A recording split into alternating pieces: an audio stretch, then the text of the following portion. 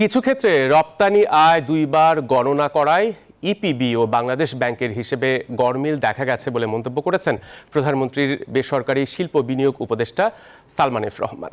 রোববার দুপুরে রাজধানীর একটি হোটেলে আয়োজিত আন্তর্জাতিক বাণিজ্য ডিজিটাল পদ্ধতিতে রূপান্তর শীর্ষক আলোচনা সভায় তিনি একথা জানান। বলেন, তবে পোশাক খাতের ব্যবসায়ীদের দাবি এমন গড়মিল হিসেবের কারণে অর্থ পাচারের অভিযোগ উঠছে তাদের বিরুদ্ধে। এদিন আলোচনায় বক্তারা বলেন, ব্যবসার প্রতিটি ধাপ স্বয়ংক্রিয় ও পেপারলেস করা গেলে কমবে সময় ও খরচ। এতে আন্তর্জাতিক বাজারে প্রতিযোগিতায় এগিয়ে যাবে রপ্তানি খাত।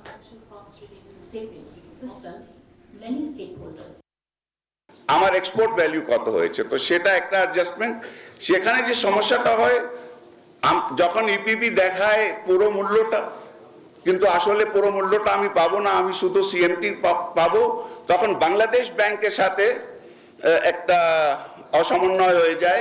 বাংলাদেশ ব্যাংক ভাবে কি আমার পুরো মূল্য আসবে। বাংলাদেশ ব্যাংক রিপোর্টটা যেটা রেমিটেন্স পাইলো ওইটাই আপনার অ্যাকচুয়াল টাকা, কারণ বাংলাদেশ ব্যাংক জানে আপনি কত আমদানি করলেন, তার বিপরীতে বিদেশে আমি রেমিটেন্স কল করি, এটা তো জানবে না, ইপিবি জানবে না।